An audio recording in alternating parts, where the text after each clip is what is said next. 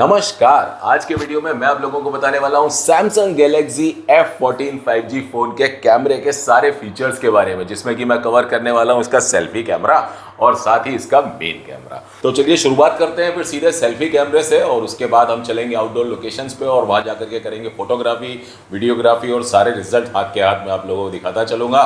और इसके वीडियो के एंड में मैं आप लोगों को कुछ छोटी छोटी टिप्स भी दे दूंगा, तो ये वीडियो पूरा देखिएगा बिना स्किप किए हुए। तो चलिए करते हैं शुरुआत। तो ये जो है हमारा सेल्फी कैमरा दिया गया है। तो अब कैमरा एप्लीकेशन के अंदर चलते हैं। तो ये देखिए अभी सेल्फी मोड पर ये ऑन हो गया है और यहाँ पर ये मेरा दूसरा कैमरा देखने को मिल रहा है, मैं इससे रिकॉर्डिंग कर रहा हूँ। अभी यहाँ पर हम इसके बाकी के फीचर्स के बारे में बात कर लेते हैं कि सेल्फी मोड में अगर हम डालते हैं तो हम क्या क्या चीज़ें यहाँ पे हम कर सकते हैं। तो जो जनरली मेन चीज़ें जो हैं हमारी, एक तो जैसे कि अगर हमें टाइमर वगैरह लगाना हो, जैसे 2 सेकंड का टाइमर लगाने के बाद अगर फ़ोटो ऑटोमेटिकली क्लिक हो तो वो ये इस तरीके का दिया हुआ है। तो ये देखिए बाकायदा 2 सेकंड की एनिमेशन हुई यहाँ पे और उसके बाद फ़ोटो इसने क्लिक कर लिया, जो कि ये है। अब अगर हमको यहाँ पर टाइमर नहीं चाहिए या 10 सेकंड या 5 सेकंड जो भी चाहिए वो हम यहाँ से चेंज कर सकते हैं। तो ये अभी हम चेंज कर लेते हैं। अब यहाँ पर ये 3:4 दिया गया है।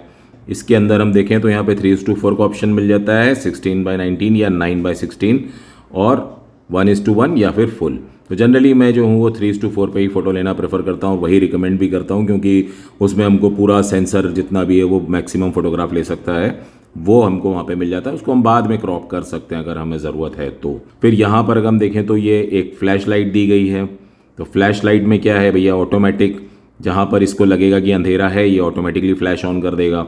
और अगर हमने ये लास्ट वाला दबाया तो ये हर बार जब भी हम फोटो लेंगे, चाहे दिन हो, अंधेरा हो, ना हो, तो ये फ्लैश लाइट ऑन करेगा। फ्लैश लाइट तो इसमें कहीं दी नहीं गई है, तो फ्लैश लाइट का काम क्या होता है वो मैं आपको करके दिखाता हूँ। तो जैसे भी फ्लैश लाइट हमने ऑलवेज ऑन रख दी है कि हर बार फ्लैश लाइट चाहिए ही हमको, ऑटोमेटिक वाला नहीं चाहिए।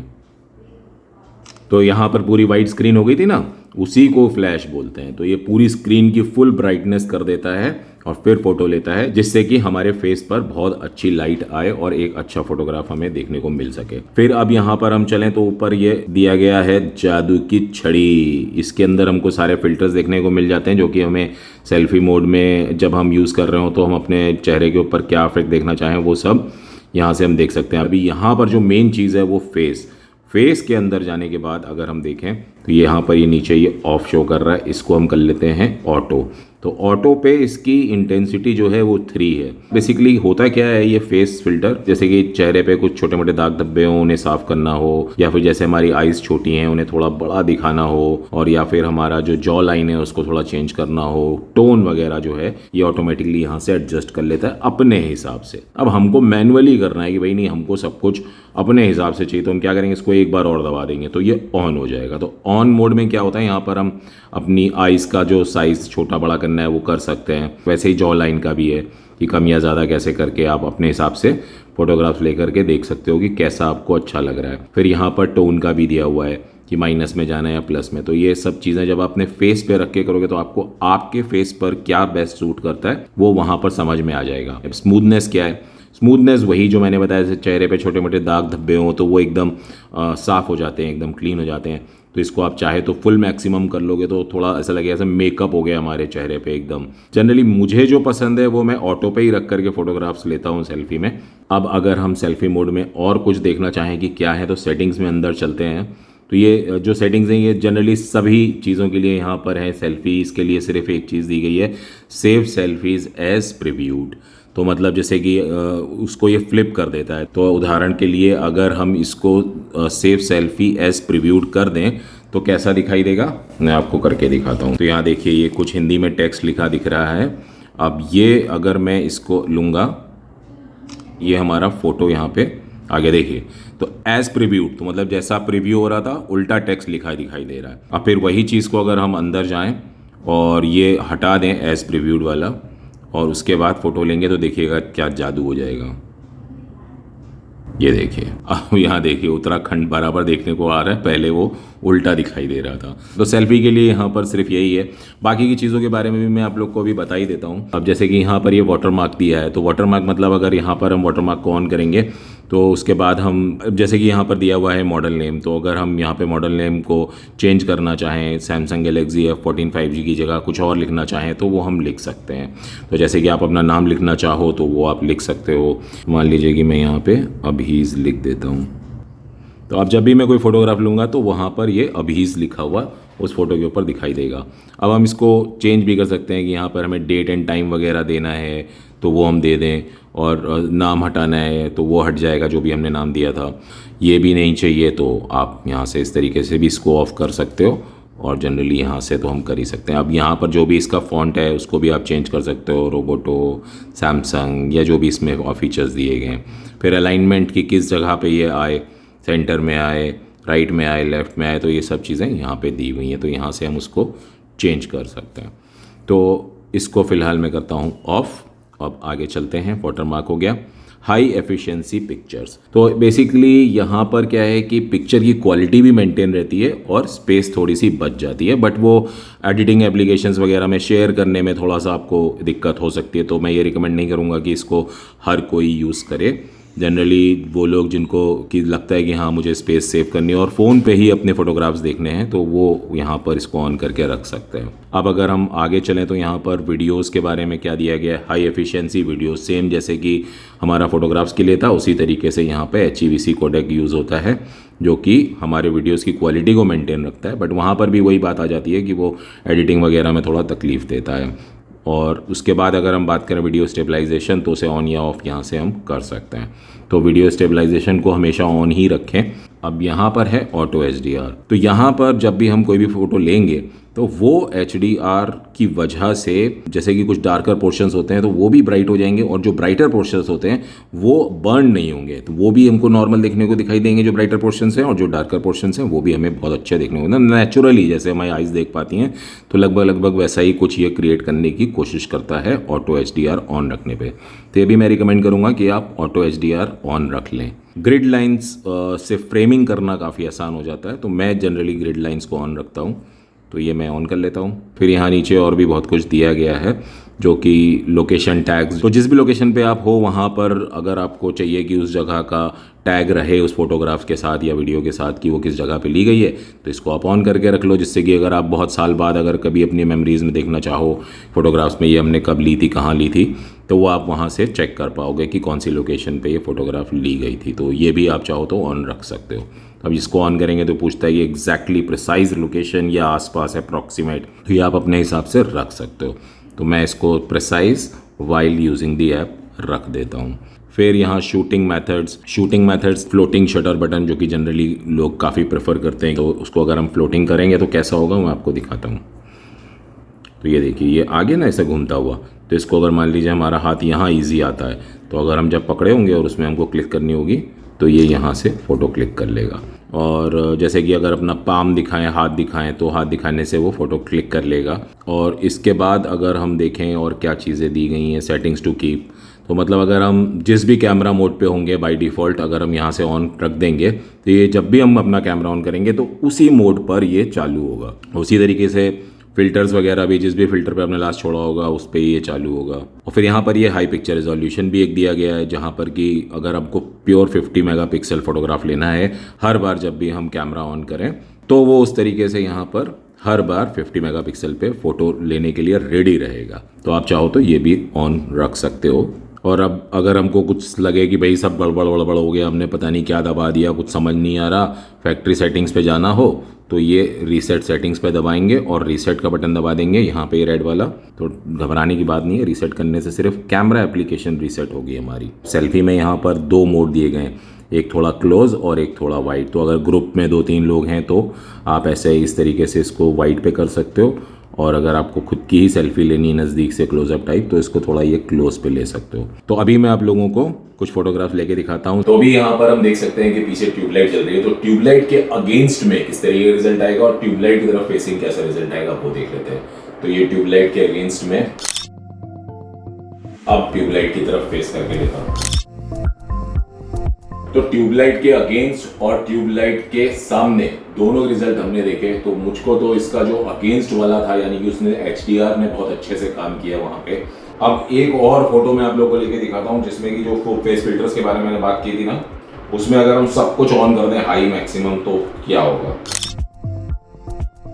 और अब एक फोटोग्राफ लेता हूँ जो कि ऑफ करने के बाद, तो अभी ऑफ कर दिया हमने। तो अगर हम देखें तो रिजल्ट में यहाँ चेहरे पे आप देखिए मेरे कितने लाल लाल लाल लाल निशान आ रहे हैं, ये ऑफ करने के बाद वाला है। और ये देखिए, ऐसा नहीं लग रहा मेकअप कर दिया हो एकदम, मुझे तो मेरा चेहरा प्लास्टिक का लग रहा है बट लेकिन हाँ काफ़ी हद तक इसने अच्छे से मेकअप कर दिया, लीपा पोती कर दी है और सब दाने धब्बे सब हटा दिए हैं। और यहाँ पे अगर हम देखें तो खूब पूरे दाने वाने एकदम साफ दिख रहे हैं चेहरे के। इसमें जो सेल्फी कैमरा दिया गया है इससे मैं काफ़ी इम्प्रेस्ड हूँ। तो चलिए बाहर भी एक बार ट्राई कर लेते हैं। तो अभी सनलाइट के अगेंस्ट में हूँ मैं और इस वक्त काफ़ी डार्कनेस दिख रही होगी, और उस हिसाब से अगर हम देखें तो इसकी सेल्फी किस तरीके का रिजल्ट देगी। अब एक फ़ोटो लेते हैं जब लाइट मेरे फेस की तरफ रिफ्लेक्ट काफ़ी अच्छी आ रही है। तो अगर मैं रिजल्ट्स की बात करूँ, इसका ऑटो HDR जो है, मतलब मुझे उम्मीद नहीं थी कि इतना अच्छा रिज़ल्ट देगा। बहुत बढ़िया तरीके से इसने अपना काम दिखाया है। अब अगर मैं एक बार उसका HDR ऑफ करने के बाद ट्राई करूँगी कैसा रिज़ल्ट आएगा। तो ये देखिए, यहाँ पर पूरा बैकग्राउंड जो है स्काई का वो ब्लू टोन तो है ही नहीं, almost white white white white पूरा हो गया है। और वहीं अगर हम देखें जो ऑटो HDR के साथ फ़ोटो लिया था उसमें पीछे स्काई वगैरह बहुत नीट एंड क्लीन देखने को मिल रहा है। अब चलिए इसका थोड़ा सा हम लोग कुछ वीडियोस भी लेके देख लेते हैं कि सनलाइट में किस तरीके के वीडियोस आएंगे सेल्फी मोड में। तो ये FHD 30 पे मैंने इसको रखा हुआ है। तो अब ये वीडियो आप यहाँ पर देख सकते हो, और पीछे से जो यहाँ पर डॉग्स हैं वो बहुत ज़्यादा एग्रेसिव हो गए हैं और वो बहुत ज़ोर ज़ोर से भौंक रहे हैं कि भैया क्यों वीडियो बना रहे हो तुम अब वो क्यों भौंक रहे हैं वो तो मुझे भी नहीं पता, बट हाँ उनका नॉइज़ आपको पीछे से सुनाई दे रहा होगा। बट यहाँ पर इसका रिज़ल्ट जो मैं देख रहा हूँ वो काफ़ी अच्छा है। जो फेस पर डार्कनेस बहुत ज़्यादा हो जानी चाहिए थी वो नहीं है, और पीछे जो स्काई है वो काफ़ी अच्छे से मेंटेन्ड है। और बहुत ज़्यादा तो नहीं कहूँगा मैं कि बहुत ही अच्छी तरीके से मेंटेन्ड है, बट हाँ एक डिसेंट लेवल तक का मेंटेन किया हुआ है इसने। इसका स्टेबलाइजेशन मैं नोटिस कर रहा हूँ कि बहुत ही बेहतरीन तरह से काम कर रहा है। तो इसके स्टेबलाइजेशन को तो भैया मैं 10 में से 10 मार्क्स दूंगा कि इस बजट रेंज के फ़ोन में जो इसका स्टेबलाइजेशन है वो बहुत ही बढ़िया तरीके से काम कर रहा है। लाजवाब, मज़ा आ गया देख करके। यहाँ पर 2 कैमरा दिए गए हैं, एक जो है इसका मेन कैमरा है और इसके साथ यहाँ फ्लैश लाइट भी दी गई है। तो इस वक्त ये कैमरा मैंने ऑन किया हुआ है और इसमें भी सारे वही सब फीचर्स दिए गए हैं जो कि जनरली सैमसंग के हर एक कैमरा एप्लीकेशन के साथ आते हैं, जैसे कि पोर्ट्रेट मोड हो गया। और यहाँ पर हम देख सकते हैं फ़ोटो मोड में यहाँ पर 2x जूम तक का ऑप्शन दिया गया है, तो 2x जूम करके भी हम फोटोग्राफ्स ले सकते हैं। और यहाँ पर मैक्सिमम जूम जो है वो 10x तक है, तो ये घास के अंदर काफ़ी गहराई तक देख पा रहा है। और यहाँ पे अगर हम देखें तो फुल 1:1 16:9, और ये है हमारा 50 मेगापिक्सल। ये है असली कमाल की चीज़। तो अगर हम कुछ बिल्डिंग का शॉट वगैरह लेना चाहें तो ये फ़ोटो ले तो लेता है, थोड़ा सेव करने में टाइम लेता है क्योंकि 50 मेगापिक्सल का फ़ोटोग्राफ को सेव करने को थोड़ा टाइम लेगा, बट बहुत ज़्यादा टाइम भी नहीं लिया इसने। फिर यहाँ पे अगर हम देखें तो और भी बहुत सारी चीज़ें दी गई हैं, जैसे कि टाइम का ऑप्शन दिया है कि भाई टाइमर लगा लो और फ़ोटो ले लो। फ़ोटो मोड पर देखते हैं कि यहाँ पर फ़िल्टर्स जो है हमारे एक्टिव नहीं हो रहे हैं क्योंकि ये इस वक्त 50 मेगापिक्सल मोड पे है। अगर हम इसको 16:9 या 4:3 मैं रिकमेंड करूँगा, और उसके बाद यहाँ से आप अपने सारे के सारे फ़िल्टर्स चेंज कर सकते हो, फेस फ़िल्टर वगैरह भी चेंज कर सकते हो। और फिर अगर हम देखें यहाँ पर वीडियो मोड में क्या क्या दिया गया है, तो यहाँ पर भी हमको वही सेम 2x का जूम मिल जाता है और फिर हम उसको मैक्सिमम 10x जूम तक लेके जा सकते हैं। और यहाँ पर अगर हम देखें तो 16:9 के साथ 1:1 और फुल का हमको देखने को मिल जाता है। तो अगर आप सिनेमैटिक वीडियोग्राफी करना चाहें तो फुल पे रख के कर सकते हैं। फिर अगर हम फुल से निकलें और 16:9 पे वापस जाएँ तो हम यहाँ पर FHD से HD पे भी जा सकते हैं, बट मैं ये रिकमेंड करूँगा कि आप FHD पे ही शूट करें। यहाँ पर हमको फ्लैश भी मिल जाता है, हम फ्लैश ऑन करेंगे तो देखिए फ्लैश ऑन हो गया। फिर अगर हम बात करें कि इसमें और क्या चीज़ें दी गई हैं, तो यहाँ पर हमें नाइट मोड देखने को मिल जाता है, फूड मोड, पैनोरामा और प्रो फोटोग्राफी के लिए। मोड हमें देखने को मिल जाता है। तो प्रो फोटोग्राफी के ऊपर मैंने एक अलग वीडियो प्लान किया है, बहुत जल्दी वो बन के आएगा चैनल पे। और अभी फ़िलहाल प्रो वीडियोग्राफी के ऊपर मैं ऑलरेडी बना चुका हूँ, वो आप देख सकते हो।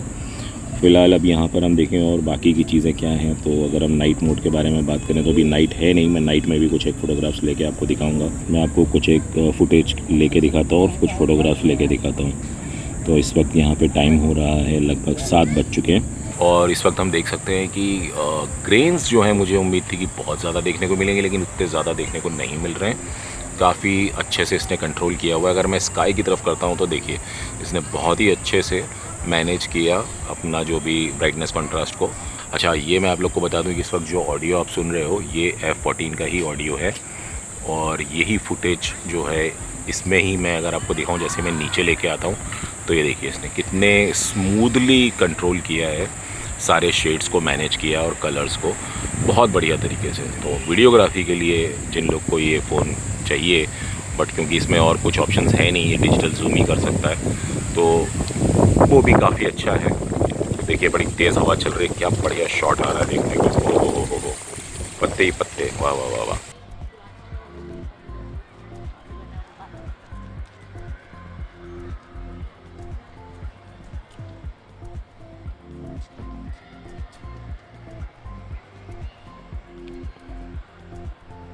तो अभी ये मेन कैमरे पर मैं थोड़ा सा इसका स्टेबलाइजेशन भी चेक कर लेता हूँ कि अगर मैं हाथ में थोड़ा सा हिल रहा हो तो मैं इसे जानबूझ के हिला रहा हूँ क्योंकि मैं एक जगह खड़ा हुआ हूँ, वॉक नहीं कर रहा हूँ, तो किस तरीके का इसका रिज़ल्ट आएगा। तो ये मैंने कुछ ज़्यादा ही हिला दिया है।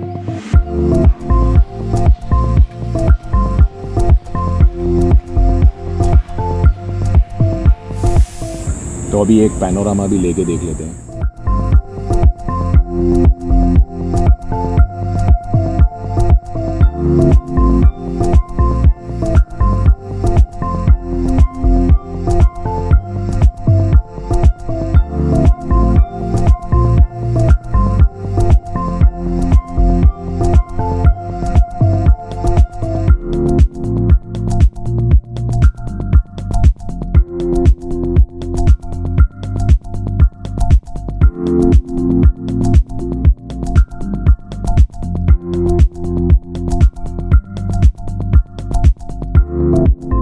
तो अब मैं आप लोगों को यहाँ पर एक टिप देता हूँ। जैसे कि यहाँ पर इस वक्त एक टॉय रखा हुआ है और पीछे का पूरा जो बैकग्राउंड है वो डीफोकस है, बट अगर हम इसको थोड़ा ऊपर की तरफ करूँगा तो पीछे का फोकस में आ जाएगा, फिर मैं नीचे लेके आऊँगा तो ये ऑटोमेटिकली इसको फोकस में ले लेगा। ये तो अच्छी बात है, लेकिन अगर हम उसको वीडियोग्राफी कर रहे हैं और उस वक्त हमको सिर्फ टॉय को फोकस में रखना है और मूवमेंट करना है और हमारा फोकस शिफ्ट ना हो, तो क्या हो, जैसे कि मूवमेंट करते हैं तो देखिए ब्लर हो गया, फिर पीछे जो बैकग्राउंड है वो थोड़ा सा अलग अजीब दिखाई दे रहा है।